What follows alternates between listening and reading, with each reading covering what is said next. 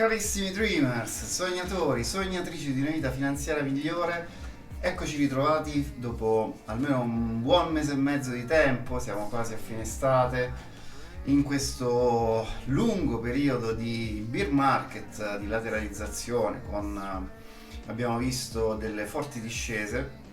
Mi sono preso una piccola pausa dopo gli ultimi video in cui, per chi mi seguiva, avevo fatto anche l'estrazione della t-shirt dallo shop, Crypto Shop, che ho creato per divertirmi così, perché mi piacciono tanto le t-shirt, mi sento molto grunge in questo periodo.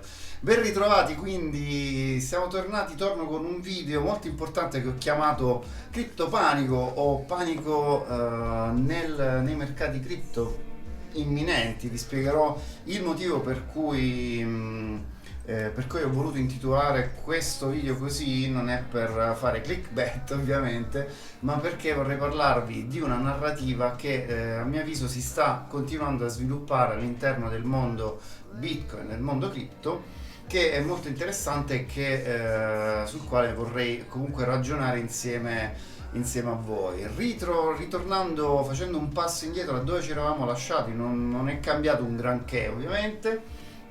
Quindi andiamo a rivedere velocemente l'ultima analisi, quello che ci eravamo detti, vediamo come si sta sviluppando e passiamo poi ad analizzare questo criptopanico che sta per, a mio avviso, arrivare prossimamente sui mercati, su questi schermi. Quindi restate sintonizzati, restate con me fino alla fine del video, spero di non essere troppo lungo, per confrontarci su questa idea subito dopo la sigla.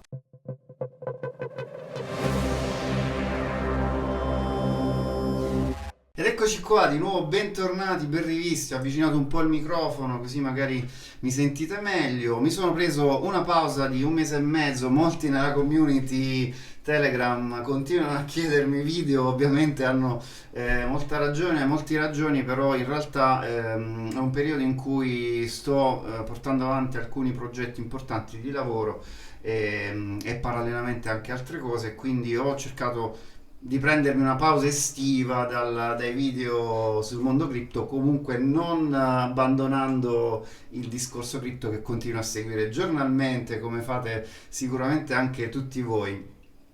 Allora, partiamo subito senza perdere tempo, criptopanico. Andiamo subito a vedere sullo schermo. Ho creato questa immagine che poi vi farò vedere un po' in tutta la sua narrativa, una nuova narrativa. Ne parliamo più tardi. Adesso torniamo al discorso iniziale. Questo è lo schema che seguo in tutti i video, che continuo ad aggiornare costantemente con nuovi materiali, in modo che si crea un filo conduttore e possiate seguirmi poi di video in video all'interno di uno scambio, di una logica che facciamo anche nei commenti che fate ovviamente in basso sotto ai video, o comunque all'interno del canale Telegram. Quindi vi consiglio sempre di iscrivervi a Telegram. Su Twitter pubblico ogni giorno notizie delle principali testate riguardante le cripto.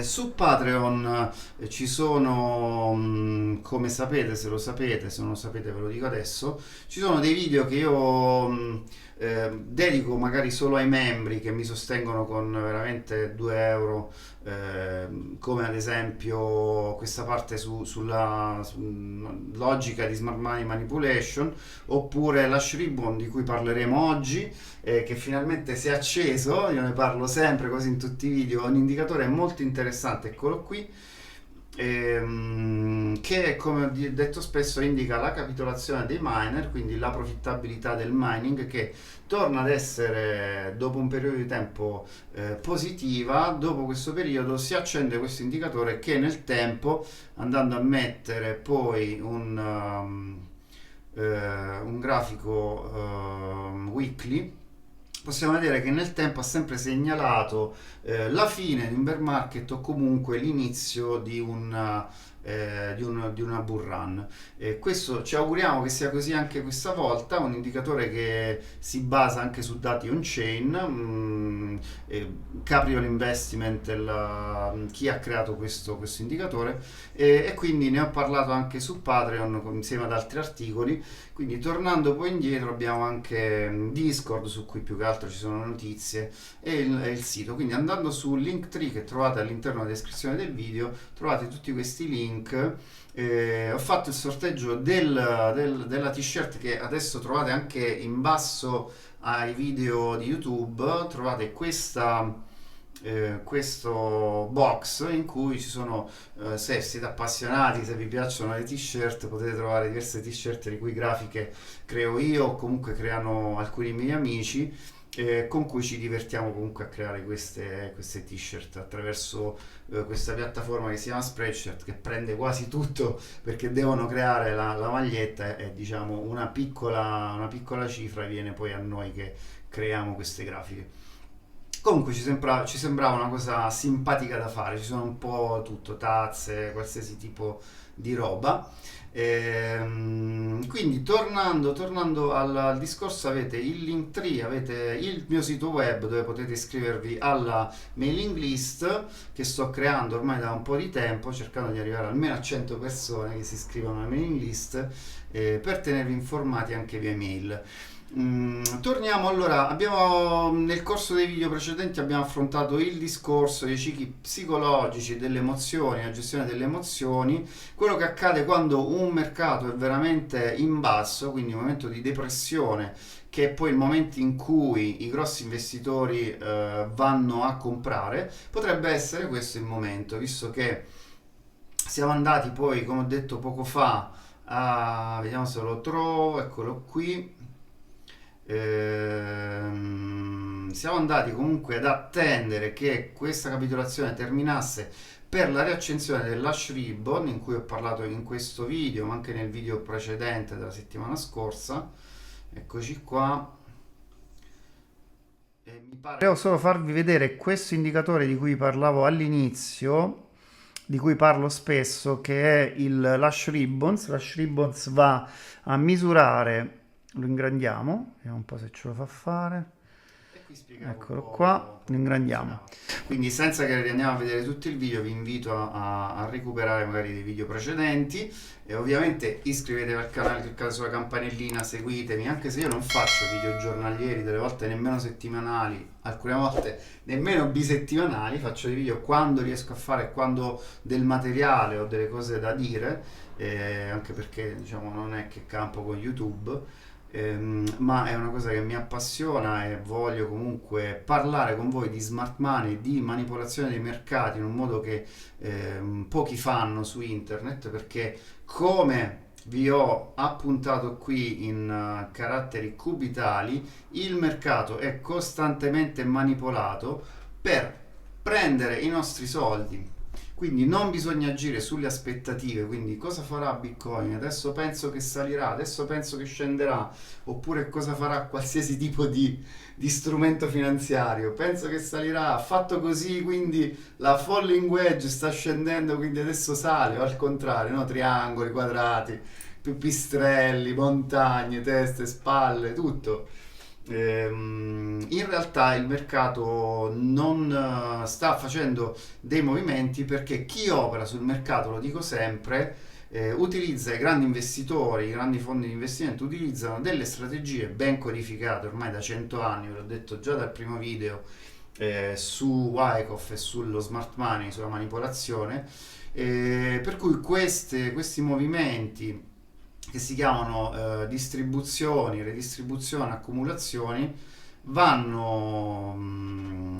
diciamo, sono studiate, sono strutturate in modo da creare un'aspettativa nel pubblico, negli operatori in realtà, soprattutto nei piccoli operatori che non comprendono, non riescono a comprendere questo, ma vanno ad utilizzare l'analisi tecnica, quella che si impara così dai libri, dai video, dai corsi, per creare un'aspettativa, quindi creare una quantità di denaro, una controparte che serve ai grossi capitali nel tempo per operare, quindi per accumulare denaro, vendere al prezzo più alto e comprare al prezzo più basso. Quindi tutto ciò serve per creare controparte. Ci eravamo lasciati su un discorso di redistribuzione, eravamo arrivati qui.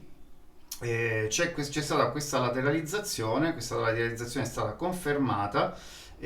Abbiamo questa configurazione di ulteriore redistribuzione. Adesso lasciamo stare che Powell ieri ha parlato e quindi il mercato è crollato e abbiamo avuto un altro dump. Ovviamente queste sono cose fisiologiche, vengono sfruttate a favore, le notizie vengono sfruttate a favore della manipolazione per raggiungere questi obiettivi. Quindi se vado a prendervi uno schema, ad esempio, lo faccio vedere, tipico di redistribuzione, come vedete, cioè siamo lì, no?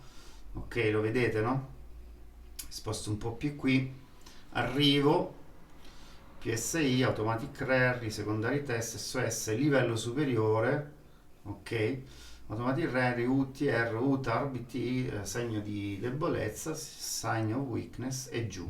Ok, questo cosa significa? Significa che adesso andremo a capitolare sotto i 20.000 e questo è il panico di cui vi parlo. No, in realtà il panico di cui vi parlerò a breve è tutt'altra cosa. Il panico di cui vi parlerò a breve è un panico molto più forte, molto più importante. Vi dirò a breve di cosa si tratta. Adesso andiamo comunque a vedere come si sta sviluppando questo discorso qui di redistribuzione, ok?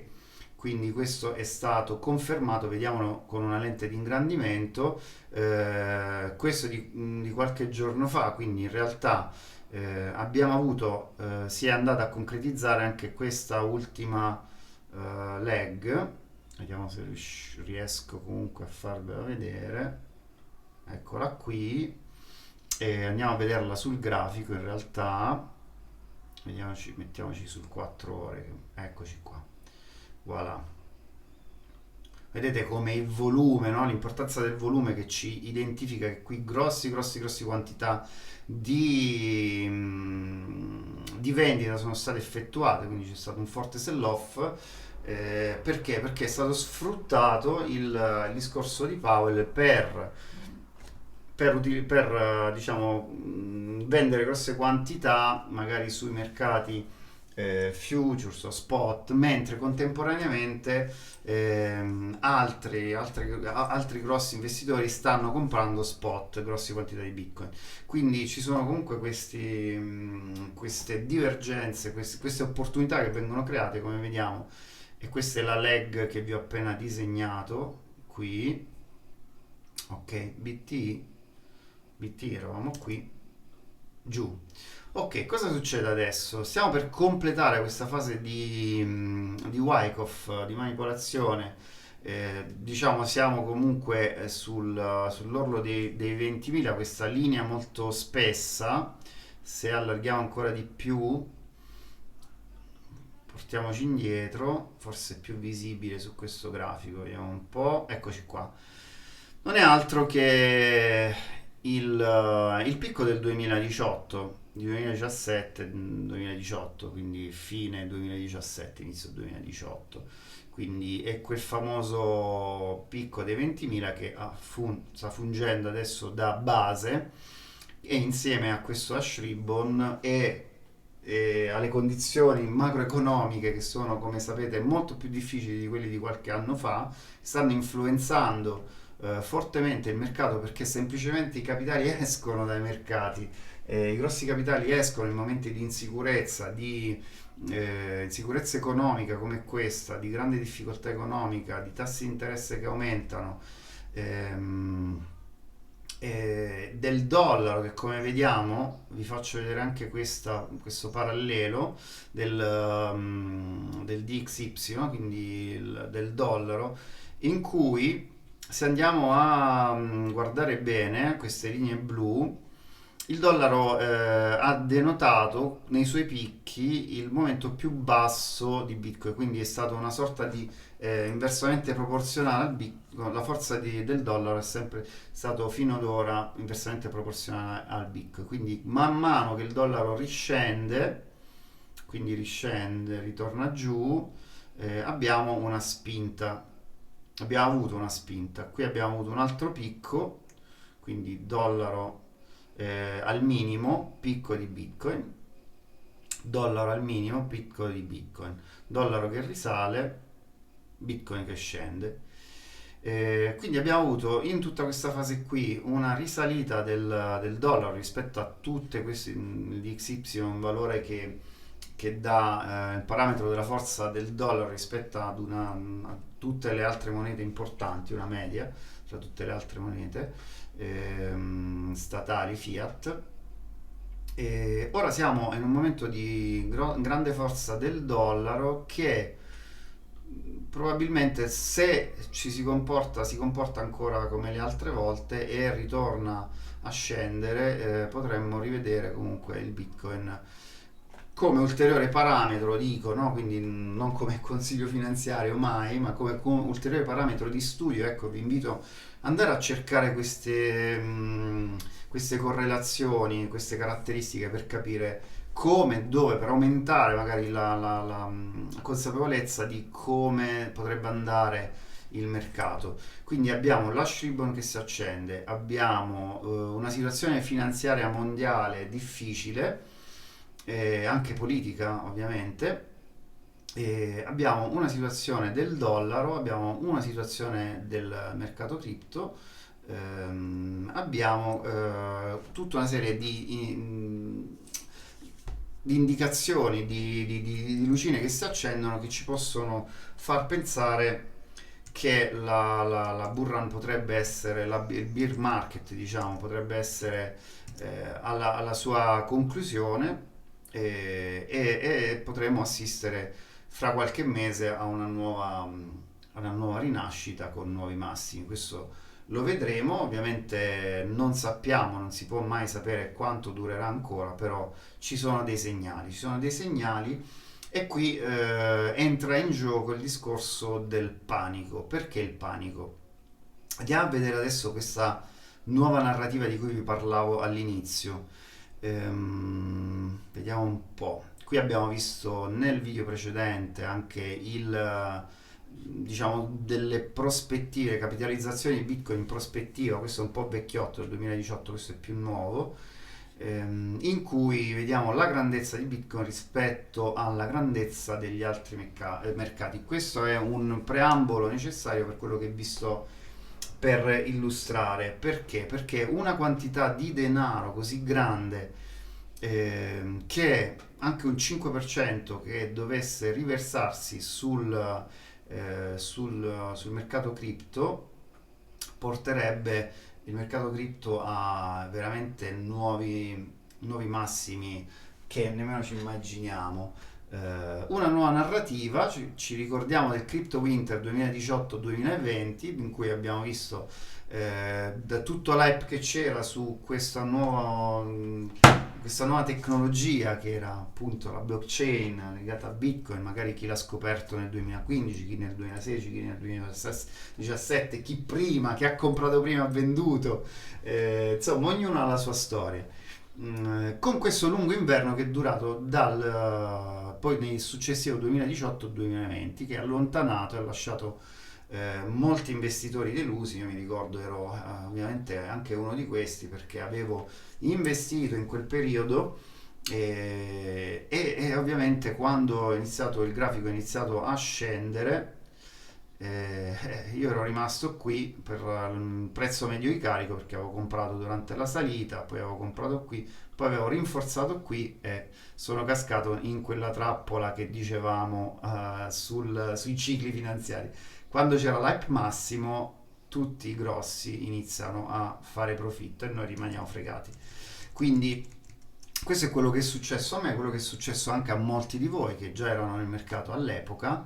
Per questo lungo periodo è mancata nuova domanda, e quindi serviva una nuova narrativa che portasse nuova linfa, nuove persone, nuovi capitali soprattutto all'interno del mercato cripto, che è arrivato a toccare con il nuovo nodo narrativo quasi 3 billion, perché la narrativa di lotta all'inflazione dietro Bitcoin non ha preso piede tra i primi adottanti istituzionali, ha preso piede, scusate, tra i primi adottanti istituzionali come i miliardari Paul Tudor Jones, Stanley Druckenmiller e Ray Dalio. Tudor Jones e Druckenmiller hanno detto di preferire Bitcoin all'oro all'epoca come copertura dell'inflazione, con Dalio che definisce Bitcoin un'alternativa della generazione più giovane all'oro. Questi uomini gestiscono alcuni degli hedge fund più potenti del mondo. Oltre a questo, come ci ricordiamo, maturano le prime piattaforme DeFi e nasce tutto il discorso degli NFT. Quindi tutto ciò è stata il nodo narrativo, la linfa che è andato ad alimentare, a portare ulteriori capitali nel mercato. Bitcoin è salito del 2002%, un massimo storico di quasi $70.000 a novembre 2021. Il mercato complessivo delle criptovalute è passato da circa 100 milioni di dollari a oltre 3 trilioni di dollari. Ragazzi, stiamo parlando di un primo nodo narrativo che ha portato un interesse iniziale più lo sviluppo di queste nuove tecnologie che hanno comunque portato molto molto interesse. Siamo adesso in quello che possiamo chiamare il Crypto Winter 2022-2020, si spera 2, che duri di meno, o 2023, in cui ovviamente dopo i nuovi massimi, un nuovo crollo, questa volta insieme ai mercati finanziari mondiali, quindi è uno scenario un po' diverso da prima, condizioni macroeconomiche difficili e politiche internazionali tese hanno creato ovviamente paura degli investitori, quindi tutti i mercati sono andati giù perché il cash flow, i dollari escono fuori dai mercati in questo momento per coprirsi, e quindi qui entra in gioco un nuovo nodo narrativo che è quello che porterà al panico di cui vi parlo dall'inizio del video. Questo è un video molto importante, spero che comunque dopo un mese e mezzo riuscite comunque a condividere con me, magari scrivetemi se pensate che sia una cosa fuori luogo, scrivetemelo nei commenti, ma comunque i video che faccio sono sempre frutto comunque di ricerche, di studi e di idee che genero ovviamente non da solo, ma sono comunque idee condivise anche da altri analisti, perché non mi posso definire un vero analista, sono un appassionato come tanti di voi, che amo approfondire comunque. Allora, ad Ethereum ci arriviamo tra poco, vorrei prima parlare di questo. Qualche giorno fa c'è stata questa notizia che poi ovviamente è stata data da molti, no? Però è passata diciamo quasi come vabbè sì, BlackRock entra in Bitcoin, farà un partnership con Binance, con Coinbase, scusate. Ma stiamo parlando, ragazzi, di un gigante da 10 trilioni di dollari, stiamo parlando del più grande fondo al mondo. Lasciamo da parte il discorso adesso di Bitcoin come ideale, come libertà finanziaria, però parliamo di Bitcoin come forma di investimento che molti di noi hanno utilizzato appunto come investimento, quindi mettendo una parte del nostro capitale nella speranza che Bitcoin aumentasse di valore, e lo ha fatto. Questo ci permette comunque di migliorare la nostra vita economica, finanziaria, di stare meglio, e sapendo gestire questa situazione, non rimanendo appunto mantenendo la borsa come si dice nei periodi di bear market. Oggi non riesco a parlare, non sono più abituato, ecco, dopo un mese e mezzo. E riusciremo comunque a sfruttare questo strumento nuovo, inedito, che permette guadagni stratosferici che mai come prima d'ora erano possibili. E quindi, considerando questo aspetto qua, l'ingresso di capitali così importanti, così grandi, non può che essere una notizia assolutamente importante, principale, cioè è assolutamente centrale, direi, no? Adesso in questo momento Bitcoin è in calo del 66%, Ethereum è in calo del 65%, probabilmente qualcosa in più considerando la discesa di ieri, no? L'intero spazio è in calo del 64%, Triaros Capital, Celsius, come dico, Voyager sono saltati in aria, come sapete, e c'è anche un'indagine in corso su Coinbase da parte della SEC, non so se avete sentito qualche settimana fa. Eppure BlackRock sta arrivando. BlackRock sta arrivando. Secondo voi BlackRock rischierebbe mai la sua credibilità se non fosse convinto al 100% che Bitcoin e il mercato cripto siano qui per rimanere e non si alleerebbe mai con un partner come Coinbase se pensasse che il suo partner sarebbe a rischio a causa della SEC? Secondo voi BlackRock, qui ho preso un po' di ritagli, no? Delle testate, dalla Financial Times, insomma potete googolare, ne trovate comunque diversi, in cui si parla di questo ingresso, di questo movimento, che è assolutamente pazzesco, ragazzi. Cioè, questa cosa qui, cioè, ci deve far ragionare sul fatto che un gigante come BlackRock, quantunque siano magari i suoi capitali e i suoi investitori che premono sempre di più nella volontà di voler entrare all'interno dei mercati finanziari cripto, e questo lo fanno, ovviamente BlackRock lo permette solo quando è sicuro che entrare nel mercato, non l'ha fatto prima, no? Potrebbe averlo fatto un anno fa, 2 anni fa, 3 anni fa, lo fa adesso, no? Quindi cosa significa questo? Significa che c'è qualcosa che sta per accadere, e questa situazione non fa altro che rinforzare questo nodo narrativo, perché Ethereum sta per passare al 2.0, come sapete, chiamato The Merge. Ethereum 2.0 permetterà di gestire transazioni 3000 volte più velocemente, quindi permetterà milioni di transazioni in più, migliaia di dApp che possono funzionare meglio su rete Ethereum, nuovi progetti quindi e tecnologie su Ethereum, quindi nuovi investimenti all'interno di questo ecosistema cripto, minore consumo energetico come sappiamo del 99%, riduzione di nuovi Ethereum per blocco del 90%, quindi è come se fosse un triplo halving di Bitcoin. Questo l'avrete sentito magari anche su altri video o comunque su altre fonti, no? Cosa succederà? Ammesso che vada tutto bene, questa cosa qui sarà un catalizzatore pazzesco per il mondo cripto, veramente pazzesco, perché questa situazione permetterà veramente di cambiare le carte in tavola. Ci saranno veramente, c'è l'industria che si muove. Già quando andai a Miami e vidi tutta l'industria che si muoveva, centinaia di aziende che investivano e che lavoravano su software, su interfacce, su sistemi di pagamento all'interno solo di Bitcoin. Pensate sul mondo Ethereum, che è un mondo che è stato ideato e creato proprio per lavorare all'interno della blockchain con delle applicazioni, con dei software, con dei servizi. Questa roba, ragazzi, sarà una bomba, sarà veramente una bomba. È qui che probabilmente cambierà il discorso. Perché? Perché ci sarà, quando si avvierà tutto questo discorso qua, ci sarà veramente il panico di acquisto per non rimanere fuori. Quindi la nuova bull run sarà veramente un panico totale. Perché?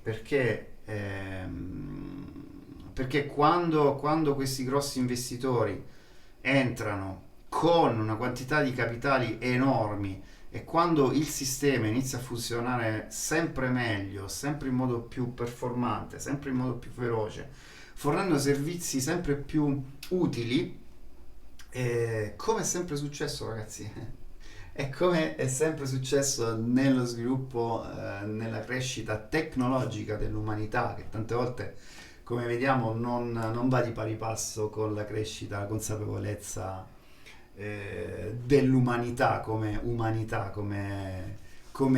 un insieme che vive su un pianeta e deve coesistere in modo pacifico.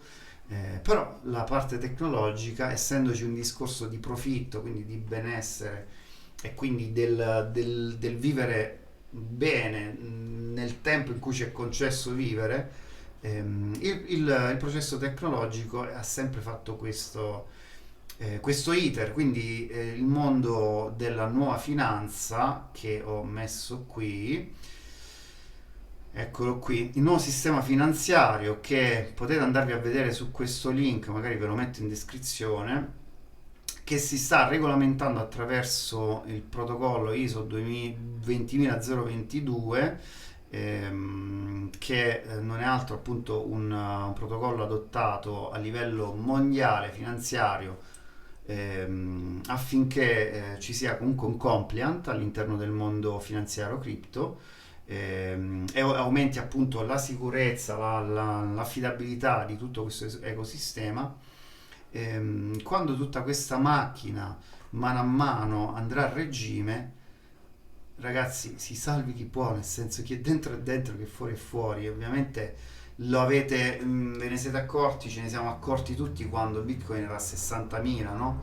Ci ha fatto assaggiare e abbiamo pensato tutti, cacchio, adesso, porca miseria, comprare a 60.000 è veramente tanto costoso. E in effetti molti hanno comprato a 60.000 e molti probabilmente hanno ancora i loro Bitcoin nel loro wallet, nella speranza che tutto riparta e che si vada a 100.000, a 200.000, a 500.000, a 1 milione, a 2 milioni. Andiamo a rivedere velocemente il logaritmico. Qual era questo qui? Con gli halving. Questo è un'invalidazione ovviamente di ciò che è accaduto, di questa canalizzazione che è accaduta fino ad oggi, però l'invalidazione, quindi la caduta sotto i 15.000, 10.000, non ce l'auguriamo, tutto può accadere ovviamente, non ce l'auguriamo. Però la canalizzazione continua ad esserci, quindi se questa caduta non accadrà per motivi che riguardano ovviamente una situazione mondiale che si aggraverà a livello politico e finanziario ancora di più, quindi significa che non staremo più a pensare a Bitcoin, ma staremo a pensare come mangiare e come arrivare a fine giornata vivi, ed è uno scenario che è veramente apocalittico, che non ci auguriamo che accada. Ci ritroveremo ovviamente nel prossimo ciclo, in cui, se andiamo a riseguire la canalizzazione che nel corso degli anni ha seguito anche, come vi ho fatto vedere nei video precedenti, hanno seguito i mercati, gli indici, vediamo un po' dove li ho messi, eccoli qua, gli indici tecnologici, l'S&P 500, vedete, no? È come se noi ci trovassimo con Bitcoin qui, i primi anni, no? 2012, 2013, 2014, 2015, ci troviamo più o meno qui. È un settore tecnologico, la blockchain è un settore tecnologico, ragazzi, legato a migliaia e migliaia di possibilità e di servizi, quindi è una canalizzazione che è molto probabile che continui la sua ascesa ovviamente nel corso degli anni e nel corso dei futuri halving, considerando anche il fattore scarsità di Bitcoin. Quindi da un lato Bitcoin riserva di valore, che se ne dica, nel corso del tempo è anche stato una copertura all'inflazione, non in breve tempo, ma nel lungo termine nessuno può negarlo. Dall'altra parte la tecnologia blockchain, che funge da rinnovatore tecnologico finanziario e sta per rivoluzionare completamente nei prossimi decenni il settore finanziario. Quindi questo è quello che io definisco criptopanico. Quindi prepariamoci a questo, continuiamo senza consigli finanziari, comunque continuiamo a fare piano di accumulo per chi crede in questa idea. Per chi non ci crede ovviamente è libero di fare quello che vuole, ma noi ci crediamo. Quindi piano di accumulo, ragazzi, quando si scende piano d'accumulo, quando si sale facciamo take profit di qualcosa, non di tutto, e così via. Questo diciamo, è stella polare che deve guidarci nel corso dei mesi, degli anni, perché altrimenti lasciamo perdere trading, lasciate perdere trading con leve, quella è una roba che assolutamente vi fa solo perdere soldi. Se volete iniziare a studiare trading, fatelo sui mercati tradizionali dove diciamo ci può essere un vantaggio maggiore, ma sui mercati cripto c'è talmente tanta volatilità e manipolazione che siamo veramente delle barchette di carta in balia dell'oceano in tempesta, quindi è veramente da pazzi fare trading provateci, molti di voi ci provano e poi dopo un po' insomma se ne accorgono. Comunque l'esperienza è sempre la cosa che ci insegna di più, quindi è inutile che ve lo dico io a parole. Se volete provarci, provateci. Quindi questo è quello che volevo dirvi in questo video dopo un mese e mezzo. Spero che sia stato interessante ritornando qui nel punto di partenza. Vi ricordo tutti i link. Spero comunque da settembre di ricominciare a fare video almeno a cadenza settimanale in cui affrontare vari discorsi, soprattutto quello della manipolazione, dello smart money, secondo cui i mercati sono costantemente manipolati, eccoci qua, e sono costruiti esattamente per prendere i nostri soldi, perché noi non sappiamo, non abbiamo modo di muoverli, non abbiamo modo di capire come vengono mossi se non abbiamo questi strumenti. Quindi mai agire sulle aspettative, mai pensare a quello che il mercato farà sulla base di quello che pensiamo in quel momento, sulla base di linee, su indicatori, ma concentrarsi sempre su quello che il mercato ci sta dicendo qui e ora. Adesso il mercato ci sta dicendo semplicemente questo, che c'è stato questo crollo ieri di un 7-8%, non lo so, e adesso dobbiamo andare a vedere se questo reggerà, se no valutiamo di volta in volta quello che possiamo, diciamo, creare uno schema, che è quello che faccio io, e vedere se questo schema viene seguito. Solitamente viene seguito perché appunto sono semplicemente punti di ingresso, di mediazione di ingresso fin dove si riesce ad arrivare, e creazione di aspettativa sopra e sotto questi punti. Scusate se muovo molto lo schermo, però è per farvi vedere. Quindi creazione costantemente di aspettativa che il prezzo rompa, quindi che le persone entrano, per poi creare appunto la controparte, per poi andare giù, poi andare su, andare giù, andare su. Ecco perché gli schemi funzionano perché queste sono strategie esatte che vengono perpetuate da anni e anni, quindi è inutile che vi basate su questa roba qui, no? La trend line arriva qua, è stata rotta la trend line, ma perché non è stata rotta qui? O perché non è stata rotta qui? Ma perché non è stata rotta qui? No? Quindi i canali, no? Questi che vi fanno sempre vedere queste linee storte, non esistono linee storte, dovete pensare sempre in modo orizzontale. Questo è l'unico consiglio che vi riesco a dare. Il prezzo, livello di prezzo, il prezzo viene fatto scendere, creata la controparte e fatta risalire, viene fatto risalire un po' di più, poi un po' di più, poi riscende. Per creare controparte, quindi per creare nell'order book la controparte che serve ai grossi fondi per acquistare o per vendere, altrimenti non hanno possibilità di farlo, capito? Quindi questo è quello che fanno costantemente. La controparte siamo noi. Sono anche altri fondi di investimento, ma sono anche milioni e milioni di retailer che buttano i loro soldi, lasciano i loro soldi sul mercato. Quindi questo è quello che volevo dirvi. Spero che sia stato interessante questo video. Vi esorto sempre comunque a iscrivervi al canale e a cliccare sulla campanellina per restare aggiornati sui prossimi video che farò nelle prossime settimane. Vi ripeto, non faccio video costantemente, ma nel canale Telegram posto spesso le mie analisi o degli screenshot di TradingView, quindi potete sicuramente seguire anche su Telegram. C'è comunque un dialogo anche tra i vari ragazzi che sono all'interno del canale, molto molto appassionati e molto intelligenti, quindi seguite anche su Telegram, su Twitter per le notizie sempre aggiornate. Ok, vi ringrazio a tutti di essere stati con me, ci vediamo nel prossimo video e continuiamo a sognare e cercare di realizzare la nostra vita di indipendenza finanziaria, perché saremo sempre sognatori, ma riusciremo anche con con lo studio e con costanza e con intelligenza a realizzare, concretizzare questa idea. Quindi vi ringrazio tutti, ciao Dreamers, alla prossima. I'll explain.